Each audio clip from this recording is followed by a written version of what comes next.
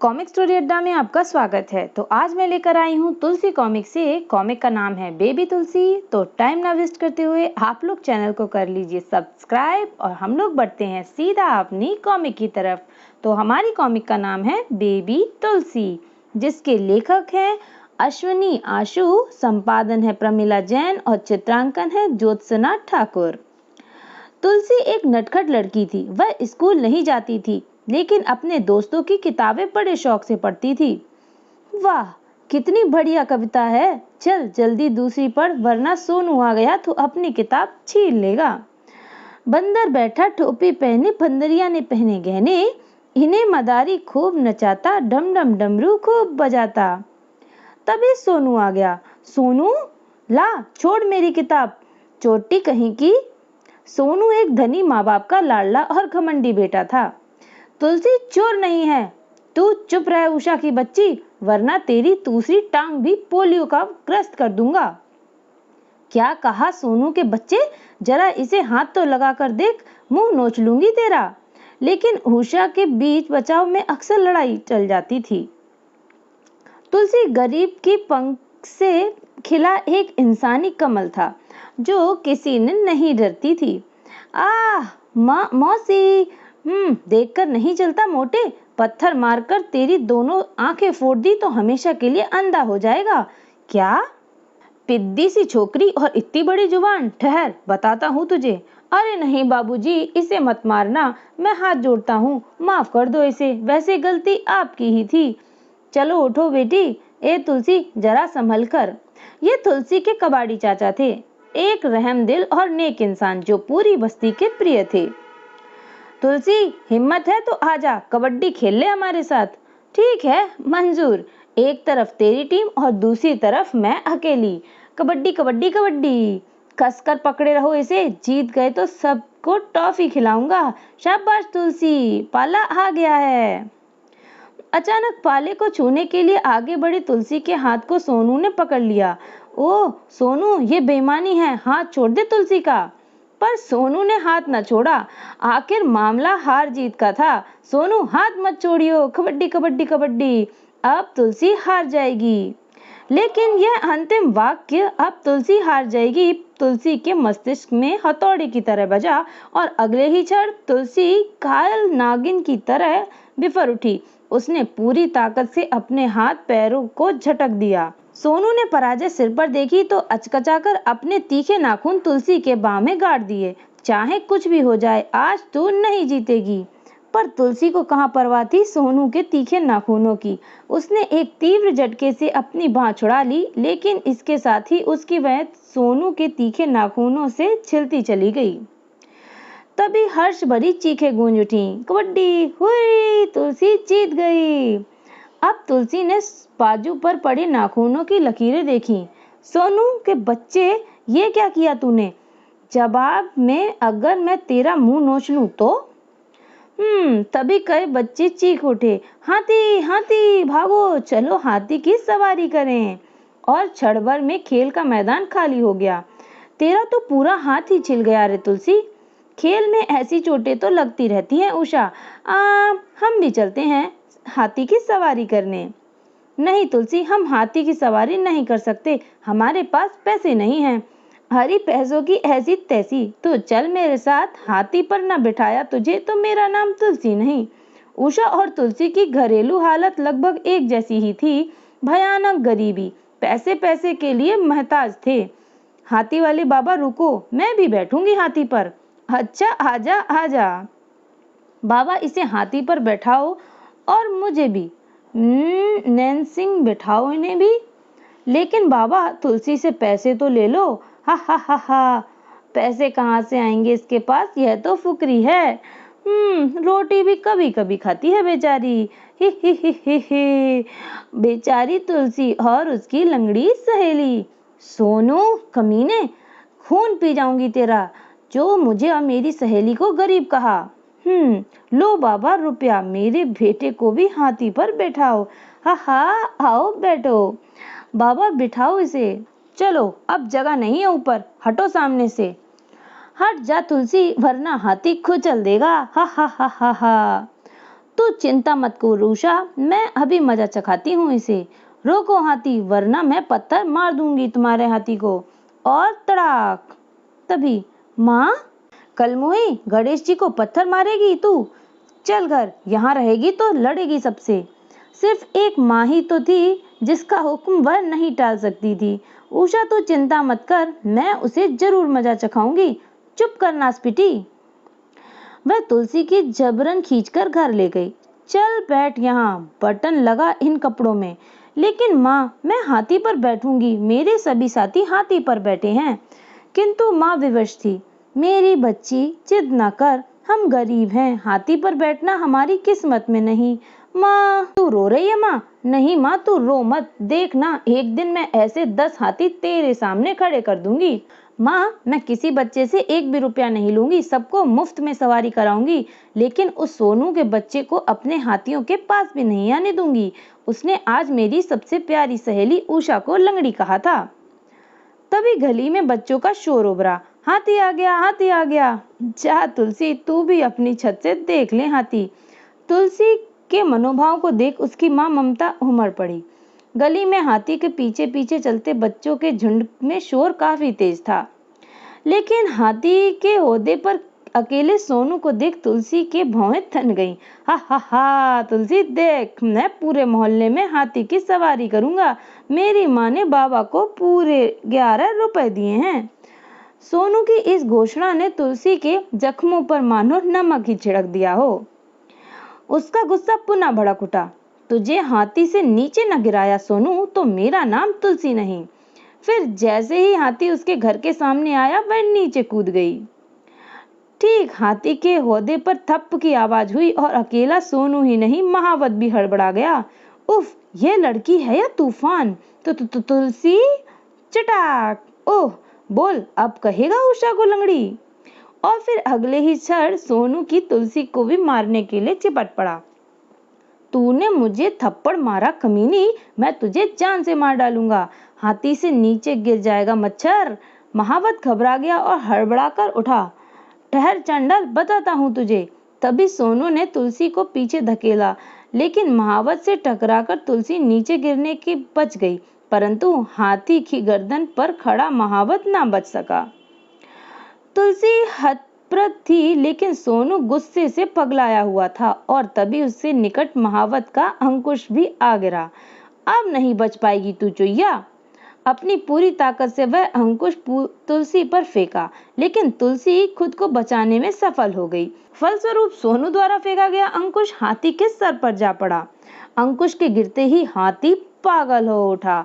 ओ, तुलसी के गिरते ही सोनू की कमीज पकड़ी तो तुरंत ही फट गई। नहीं सोनू। गनीमत यह हुई कि सोनू कूड़े के एक ऊंचे ढेर पर गिरा। अरे हाथी को यह क्या हुआ? लेकिन हाथी बेकाबू हो चुका था। लोग अपने घरों की छत पर जा चढ़े और हाथी के पीछे सिर्फ साधु थे जो अपने हाथी को आवाजें दे रहे थे। शंकर, शंकर, रुक जा शंकर। लेकिन तुलसी ओहदे में चिपकी अपना हाथ निरंतर हाथी के मस्तिष्क पर गड़े अंकुश तक पहुंचने का प्रयास कर रही थी। अंकुश गहरा धंसा है, जब तक यह नहीं निकलेगा हाथी पीड़ा से भागता ही रहेगा। रुक जा शंकर, शंकर बेटे रुक जा। शीघ्र ही वह हाथी ट्रैफिक भरी सड़क पर निकल गया। पागल हाथी। पीछा करते साधु अब कहीं पता नहीं था। हाथी तहस नहस करता हुआ निरंतर एक ही दिशा में दौड़ता चला जा रहा था। भागो, हाथी पागल है। अथक प्रयासों से तुलसी को हाथी के मस्तिष्क में धंसा हुआ अंकुश निकालने में सफलता मिली, परंतु व्यर्थ। मस्तिष्क में गहरे जख्म को उससे सचमुच ही दर्द से पागल कर दिया था। अबे अब तो रुक जा शंकर। वह तेजी से दौड़ता ही चला जा रहा था और शहर को मीलों पीछे छोड़ जंगल में उतर गया। उई माँ, अगर पेड़ की वह शाखा पकड़ लूं तो बच जाऊंगी। बच गई। मगर तभी एक शरारती बंदर भी आ पहुंचा। किट किट किट किट, ओए माँ, यह तो काट लेगा। और हड़बड़ाहट में इसी आलम में तुलसी के हाथ से पेड़ की शाखा छूट गई और वो नीचे गिरी। थप। फूंकती कराती सी तुलसी उठी। सत्यानाश हो तेरा बंदर के बच्चे। मानो बंदर ने उसे चिढ़ाया हो। फिर अगले ही क्षण तुलसी के हाथ में एक पत्थर था। ठहर, बताती हूँ बंदर के बच्चे, आया मजा तुझे चढ़ाने का। लो। शरारती बंदर की उदंडता का मजा चखाकर तुलसी ने उसे भी तो भगा दिया, मगर अब उस बियावान जंगल में अकेली रह गई। मुझे तो यह भी नहीं पता कि यह हाथी जंगल में घुस किस ओर से आया था। चारों ओर अजनबी रास्ते हैं, अब जाऊं किस ओर? माँ तो पागल हुई घूम रही होगी मेरी खोज में। हे भगवान, किस मुसीबत में फंस गई। फिर कितनी ही देर तक वह डरी सहमी सी जंगल में भटकती रही। अरे, यह तो किसी मोटर गाड़ी की आवाज है। वह बेहताशा आवाज की दिशा में दौड़ी। शीघ्र ही उसे एक जीप कार ही नहीं बल्कि कुछ लोग भी नजर आए। आहा, अब मैं वापस शहर पहुंच जाऊंगी, अपनी माँ के पास। जमीन पर रखी दोनों पेटियां जीप में लादने के बाद वह लोग जीप में सवार होने लगे तो तुलसी दूर से ही चिल्लाती हुई उठी। अरे रुको रुको अंकल, मुझे भी ले चलो अपने साथ। तुलसी की आवाज पर चौंक कर पलटे। कमाल है, ये चुईया कहाँ से आ गई इस जंगल में। पास आते ही हाँफती हुई तुलसी उनसे मदद मांगी। मुझे भी अपने साथ ले चलो अंकल, मेरी माँ मुझे ढूंढ ढूंढ कर परेशान हो रही होगी। लेकिन तू इस जंगल में आई किसके साथ थी? मैं एक हाथी पर सवार थी, अचानक ही वह हाथी पागल हो गया और मुझे यहाँ ले आया। हाथी का जिक्र सुनते ही चारों व्यक्ति चौंक पड़े। वह हमारा ही हाथी होगा? क्या उस हाथी के साथ साधु नहीं थे? बहुत सारे साधु थे, लेकिन हाथी ने इतनी तेज दौड़ लगाई कि वो सब पीछे छूट गए। तो क्या हमारा हाथी शंकर पागल हो गया? तब तो वह शहर में तबाही मचा कर लौटा होगा। भीम सिंह, हमें वापस गुरुजी के पास चलना चाहिए। तुलसी कुछ समझ न पाई, मगर वह अपने घर लौटने की आशा में उनके साथ होली। धूल उड़ाती हुई जीप अभी कुछ ही दूर चली थी कि अचानक ही हाथी के चिंगाड़ने से पूरा जंगल थर्रा उठा। अरे, यह तो अपने शंकर की ही आवाज लगती है। शंकर? हाँ, मगर तुम कैसे जानते हो उसे? उनमें से किसी ने तुलसी को बात जवाब न दिया। लगता है उसे काबू कर लिया गया है। फिर अचानक ही तुलसी चौंक उठी। ओई माँ, यही तो है वह हाथी। अच्छा हुआ इसे बांध लिया, वरना मार डालता सबको। क्या हुआ रतन सिंह, तू क्यों लौट आया? इस छोकरी की बातें सुनकर मुझे ऐसा लगा जैसे शंकर पागल होकर शहर में वापस भाग आया। पागल नहीं, जख्मी हुआ है, लेकिन तुम लोगों का यहाँ रुकना ठीक नहीं, फौरन चले जाओ। हो सकता है शंकर के पीछे पुलिस भी पड़ी हो। ए छोकरी, तू इधर आ। मैं इनके साथ अपने घर जाऊंगी। अरे चल। और तुलसी को अपने गुरुजी के कदमों में पटककर वह लोग चल दिए। गुरुजी ने उसे उठने में मदद की। चुप हो जा, रो मत, मैं तुझे तेरे घर पहुंचा दूंगा। मुझे बता कि तुझे कौन लाया इस जंगल में। और फिर तुलसी ने अपनी आप बीती कह सुनाई। शक्ल से तो नहीं लगती गुरुजी की ये लड़की इतनी शैतान होगी। हाँ नैन सिंह, लड़की बहादुर है, गरीब भी दिखती है, हमारे बहुत काम की बन सकती है। जाओ, पहले इसे भरपेट खाना खिलाओ। तभी गुरुजी की नजर तुलसी की घायल बाजू पर पड़ी। अरे, ये कैसे लगी? खेल खेल में एक लड़के के नाखून लग गए। बहुत बुरी तरह छीला है तेरे हाथ, दर्द नहीं हो रहा तुझे? नहीं, मुझे दर्द नहीं होता। मेरी माँ कहती है लड़कियों में दर्द सहने की शक्ति लड़कों से ज्यादा होनी चाहिए। बहुत अच्छी है तेरी माँ, लेकिन मेरा बापू उसे बहुत मारता है, पैसे भी छीन कर ले जाता है। फिर गुरुजी ने तुलसी की पीठ थपथपाकर उसे नैन सिंह के साथ भेज दिया। नैन सिंह ने सर्वप्रथम उसके जख्मों पर मरहम लगाया, फिर उसे खाना दिया। बाबा, गुरुजी मुझे घर कब भेजेंगे? तुलसी, अब तू यहीं रहेगी, गुरुजी तुझे चलता पुर्जा बनाएंगे। अगर तुझे ढंग से काम सिखा दिया तो जिंदगी बन जाएगी तेरी, वरना अपाहिज या अंधी बनकर किसी चौराहे पर भीख मांगती फिरेगी। तभी बाहर से आती गुरुजी की कर्कश आवाज सुनाई पड़ी। मन करता है तुम सबको गोली से उड़ा दूं। नैन सिंह लपक कर बाहर निकला तो पीछे से तुलसी भी बाहर आ गई। हाथी शहर में हंगामा मचा कर लौटा है, पता नहीं कब यहाँ पुलिस आ जाए। उधर ग्राहक अलग परेशान होंगे, अब तक उन्हें डिलीवरी क्यों नहीं मिली। सिर्फ एक बात की खैर रही, न तो हाथी ने किसी आदमी की जान ली और उसके हौदे की गद्दी में छुपा माल भी सलामत है। सिर्फ यदि यही दोनों बातें हमारा पक्ष में न हुई होती तो इस समय हमें अपना यह सबसे सुरक्षित अड्डा छोड़कर यहाँ से भागना पड़ता। जख्मी हाथी को देखते ही मैंने मामले की गंभीरता समझ ली थी और यहाँ से सारा मामला हटवा दिया था। अब जाओ यहाँ से और चूल्हे वगैरह बनाकर खाना बनाना शुरू कर दो, ताकि पुलिस आए तो यहाँ से उसे कुछ भी संदिग्ध नजर ना आए। नैन सिंह, तुम उस लड़की को भी अंडरग्राउंड कर दो। अगर यह पुलिस के सामने पड़ गई तो पुलिस उसे ऐसी बहुत सी बातें जान लेगी जो हमारे लिए खतरनाक साबित होगी। मैंने इतनी खतरनाक लड़की कभी नहीं देखी गुरुजी, जो अपने घर की छत से गली में गुजरते हाथी के ऊपर छलांग लगा दे। उस चांडाल को तो खत्म ही कर देना चाहिए। नहीं महावत, मैं उसे और भी खतरनाक बनाऊंगा। नैन सिंह, तू अभी यहीं खड़ा है, जा उस लड़की को ले जा यहाँ से। 2-4 दिन उसे छुपा कर ही रखना होगा। जी गुरुजी। नैन सिंह तुरंत झोपड़ी में लौटा। अरे तुलसी कहाँ गई? नैन सिंह की व्याकुल आंखें घूमती हुई एक स्थान पर स्थिर हो गई। ओह, वह तो भाग गई। वह भयभीत सा उल्टे पांव गुरुजी के पास लौटा। क्या, भाग गई? वह मेरी उम्मीद से भी ज्यादा तेज निकली, मगर वह भागकर जाएगी कहाँ? जाओ ढूंढो और पकड़कर मेरे सामने लाओ। मैं उसके दोनों पैर ही तोड़ दूंगा, ताकि फिर कभी भागने की हिम्मत ना कर सके। यह तो बहुत खतरनाक लोग हैं। मुझे पकड़कर कैद कर अभी तो सिर्फ पैर तोड़ने के लिए कह रहे हैं, बाद में तो शायद मुझे मार ही डालें। भाग जाऊं? और वह दबे पांव दूर हटने लगी। साधु उसकी खोज में बिखर गए थे। देखो, छोटे छोटे पांव चिन्ह, आओ हम उन्हें इधर ही गई होगी वह। लेकिन उसी रास्ते पर दौड़ती तुलसी को अचानक रुक जाना पड़ा। ओए माँ, ये तो वही जीप वाले हैं।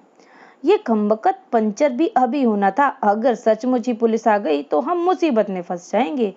लाओ दूसरा पहिया दो, यह उतर गया है। पुलिस आ जाए तो मजा ही आ जाएगा, लेकिन पुलिस ना आई तो यह लोग तो यहाँ से चले जाएंगे। फिर तुलसी ने एक जोखिम भरा काम किया। पहिया पंचर बदलने के बाद जब वह लोग बदमाश जीप में सवार हो रहे थे, तुलसी अचानक झाड़ियों में से निकलकर जीप के नीचे घुस गई और वह जीप के साथ ही जंगल से रवाना हो गई। यहाँ से आगे उसके पदचिन्ह नहीं है, लेकिन जीप के टायर के निशान हैं। ओह, तो क्या समझा जाए, यह छोकरी जीप द्वारा भाग निकली है। उन्होंने आसपास देखा, परंतु तुलसी के पदचिन्ह दिखाई न दिए। और देखो कमाल, वह हमारी ही जीप है। बहुत चालाक निकली, लेकिन अब क्या करें? अपना यही सवाल उन सब ने गुरुजी से पूछा तो वह बिफर उठे। डूब मरो चुल्लू भर पानी में। एक बित्ते भर की लड़की तुम 1.5 दर्जन मुस्टंडों की आंख से धूल झोंक कर भाग गई। जाओ उसके घर जाओ, अपने घर के अलावा वह कहीं नहीं जाएगी। तुरंत ही कई साधुओं ने वेश बदला और तुलसी के घर कूच कर गए। उधर रतन सिंह की जीप शहर में घुसती जा रही थी। पता नहीं कब रुकेगी। काफी देर बाद वह जीप एक आलीशान कोठी के द्वार पर रुकी। ओह, और यहाँ तुलसी उतर गई। फिर इससे पहले कि दरवाजा खुलता, तुलसी मोर पंख की विशाल झुंड के पीछे दुबक गई। उसने देखा, पता नहीं क्या है इन पेटियों में। 2 पेटियां कोठी के भीतर पहुंचाकर वह चले गए। पता नहीं ये कौन सी जगह है, न मालूम घर कितनी दूर होगा यहाँ से। शाम हो गई। अगर रात होने तक घर न पहुंची तो माँ बहुत मारेगी। अरे, यह बस तो अपने मोहल्ले में से होकर जाती है। अब उसे विश्वास हो गया कि वह अपने घर पहुंच जाएगी। अंकल जी, यह बस नानकपुरा तक पहुंच जाएगी। 1-1.25 घंटा तो लग ही जाएगा बेटी। और जब वह अपनी बस्ती में पहुंची तो अंधेरा हो चुका था, मगर उसने अपनी सबसे प्यारी सहेली उषा को अपनी गली के नुक्कड़ पर उदास बैठा पाया। उषा, तू यहाँ क्यों बैठी है? तो तुलसी, मेरी सहेली, तू आ गई मेरी दोस्त। मैं रो रो कर थक गई थी तुलसी। फिर उषा ने उसे अपने घर की तरफ जाने के लिए रोका। बहुत देर हो गई। तब एक जीप में 4 आदमी आए। वह चुपचाप तेरे घर में चले गए, अभी तक भीतर ही हैं। तेरे बापू का भी कुछ पता नहीं। उषा ने बताया, माँ घर के भीतर ही है। मैं अपनी माँ से जरूर मिलूंगी। तुलसी ने अपने साथ घटी पूरी घटना संक्षेप में उषा को बता दी। भगवान, मैं क्या करूं अब? यह तो छतों छत होकर अपने घर पहुंच जाएगी और घर में छुपे हैं 4 अजनबी और तुलसी की माँ। फिर उषा भी वहां न रुकी, वह कबाड़ी चाचा के पास पहुंची। कबाड़ी चाचा, कबाड़ी चाचा। अरे उषा, क्या बात है, क्यों हाँफ रही है? हाँफती हुई उषा ने वह सब कबाड़ी चाचा को कह बताया जो वह जानती थी। इधर तुलसी अब दबे पांव अपने घर की सीढ़ियों से उतर रही थी। माँ यही है, वह चोर भी यही है, फिर घर में यह अंधेरा क्यों? फिर वह बिल्ली की तरह आंगन में चलने लगी दबे पांव। अचानक घर के इकलौते कमरे में प्रकाश भर गया। फिर इससे पहले कि वह चीख उठती, एक गुंडे ने उसके कबूतर की तरह दबोच लिया। शाबाश रहीम, अगर तूने मुंह से आवाज निकाली तो इस बुढ़िया की गर्दन काट दूंगा। इस धमकी साथ ही तुलसी के मुंह पर हाथ हटा लिया गया।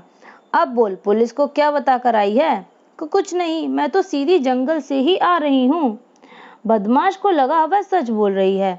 इसका मतलब हमें सिर्फ इन दोनों से ही खतरा है, क्योंकि ये दोनों हमारा भेद जान गए हैं।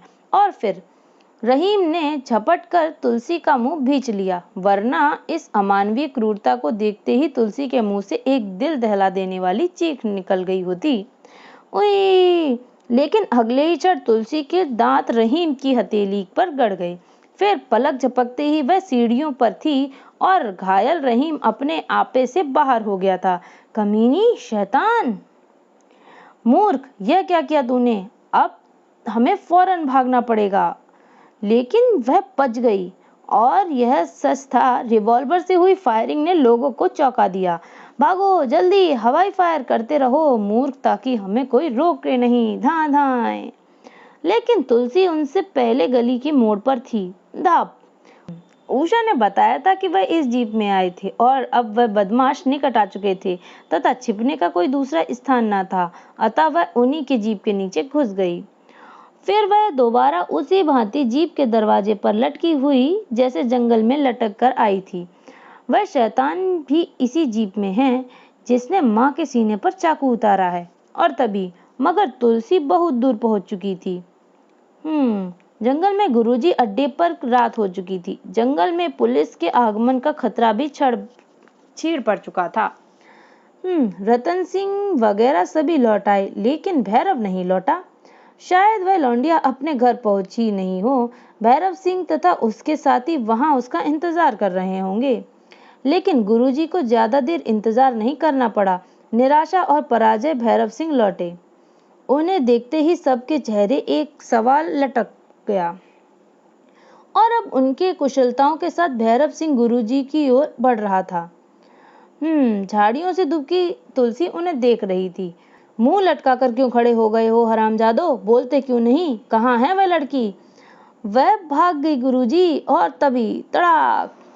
चलो, सब कुछ समेटकर फौरन ट्रकों में लाद लो। यहाँ से भागने के लिए तैयार हो जाओ। गुरुजी बहुत दुखी थे अपने चेलों की इस नाकामी पर। उस लड़की के रूप में तुम अपने पीछे शहर के इस अड्डे की तबाही छोड़ आए हो मूर्खों। फिर न जाने कहां से विशाल ट्रक और 3 जीपें वहां प्रकट हो गईं। फिर सारा तामझाम उखाड़ कर लादा जाने लगा। हाथी वाला वाहन भी एक ओर से आता नजर आया। मैं इस गाड़ी के साथ हो लूं, क्योंकि हाथी के कारण वह धीरे धीरे चलेगी। फिर वह अंधेरे में छुपकर गाड़ी के साथ साथ चलने लगी, एकदम परछाई की तरह। वह गाड़ी हाथी के पास रुक गई और तुलसी हाथी के नीचे घास पर लेटकर हाथी को खोला जाता देखने लगी। आदमी तुलसी के निकट वाली खूंटी उखाड़ने लगा, फिर बाकी खूंटियां भी वहां इकट्ठी करने लगा। फिर यह एक बार फिर शेष बची खूंटियां उठाने के लिए गया तो तुलसी ने बड़े आराम से उनमें से एक खूंटी अपनी ओर खिसका ली। अब जब भी मौका मिलेगा भैरव सिंह का सिर फोड़ दूंगी। कमीने ने मेरी माँ के सीने में चाकू घोंप दिया है, मैं उसे जिंदा नहीं छोड़ूंगी। जैसे ही वह खूंटी उसके हाथ में आई, अनायास से उसने वह अंकुश याद आ गया। ऐसा ही तो वह अंकुश था जो इस हाथी के सर में गड़ गया था और वह पागल हो गया था। फिर एकाएक ही वह भयानक इरादे के साथ उठी। अंकुश की तरह वह खूंटी भी इसके मस्तिष्क में गड़ जाए तो वह दोबारा पागल हो जाएगा और इन्हीं लोगों को कुचल डालेगा। उन्होंने मुझे सताया और मेरी माँ को चाकू घोंपा। तुलसी घुटने मोड़कर झुकी और दबे पांव हाथी की मुंह की ओर बढ़ने लगी। कमबख्त, यह महावत का बच्चा कहाँ से मर गया आखिर? अब शांत बैठा हाथी सिर पर पहुंचते ही तुलसी ने पूरी शक्ति से वह खोटी अंकुश वाले जख्म में दोबारा घुसेड़ दी। शांत बैठा हाथी पीड़ा से बिलबिला उठा और चिंगाड़ता हुआ उठ खड़ा हुआ। अरे, इसे क्या हुआ? तुलसी सकुशल थी। अब मजा आएगा। सब बौखला गए, एक दूसरे को आवाज देते हुए इधर उधर भागने लगे। इसे पकड़ो। लेकिन जाल तो ट्रक में लदे सामान के नीचे दबा होगा। तभी कोई चीखा, पुलिस, गुरुजी, पुलिस आ गई। ओ नहीं, मारे विवशता के गुरुजी मुठ्ठियां भींचकर चिंगाड़ उठे और अपनी पराजय को निकट देख क्रोध से पागल हो गए। अब भागने का वक्त नहीं रहा, मोर्चा लगा लो। फिर मोर्चा लग गया। पुलिस तथा बदमाश के बीच जबरदस्त गोलाबारी आरंभ हो गई। ले भैरव, तू पीछे से जा और पुलिस वालों को इस मशीन गन से भून डाल। यह फंदा बिछाया तो गुरुजी के लिए था, लेकिन अब तू ही सही, मेरी माँ के शैतान हत्यारे भैरव सिंह। और तुलसी ने पूरी शक्ति से रस्सी खींच दी। रस्सी के खींचते ही एक झटके से भैरव सिंह औंधे मुंह जमीन पर गिरा, जहां तुलसी ने सड़क तोड़ने वाली पैनी गौती एक हिस्से जमीन में गाड़ रखा था। गौती का चौड़ा नुकीला फल भैरव के सीने में गहरा धंस गया। अचानक दबी, आह चांडाल लड़की। फिर उसने खुद गुरुजी के शिकंजे में पाया खुद को। अच्छा होता महावत की बात मानकर तुझे भी मार डाला होता, मगर तभी एक गोली इधर से चली और पलक झपकते ही गुरुजी का प्राणांत हो गया। गोली उनके मस्तिष्क में लगी थी। कबाड़ी चाचा? तुलसी हकला उठी, उसका कलेजा भर आया। फिर वह कबाड़ी चाचा से लिपटकर फूट फूट कर रोने लगी। इन कमीनों ने मेरी माँ को मार डाला कबाड़ी चाचा। रो मत तुलसी, तू तो एक बहादुर लड़की है। तेरी माँ बच गई है और पुलिस सुरक्षा में अस्पताल में है। फिर सारी गुत्थी आसानी से सुलझ गई। सर, यह स्मगलर और लुटेरों का एक सशक्त टोला है। टोले के आदमी साधु बनकर अपने हाथी के औहदे पर स्मगलिंग का माल लादकर अपने ग्राहकों को माल डिलीवर करते हैं। दिन भर शहर में घूमते थे। ओह, उनमें से 7 मारे गए और बाकियों में हथियार डाल दिए हैं। हवलदार पांडे, इसे हमारी हिफाजत और संरक्षण की जरूरत है। Yes sir. पुलिस की मदद के लिए आपका बहुत बहुत धन्यवाद चाचा जी। और यहाँ पर होती है ये कॉमिक ख़त्म। तो बताइए आपको तुलसी की ये कॉमिक कैसी लगी, क्योंकि ये कॉमिक भी तुलसी कॉमिक से है और कॉमिक का नाम भी बेबी तुलसी है। तो मैं मिलती हूँ नई कॉमिक के साथ। तब तक के लिए आप लोग चैनल को सब्सक्राइब करना बिल्कुल भी ना भूलिए और भी कॉमिक देखने के लिए आप लोग चैनल में प्लेलिस्ट में जाकर देख सकते हैं। तब तक के लिए थैंक यू।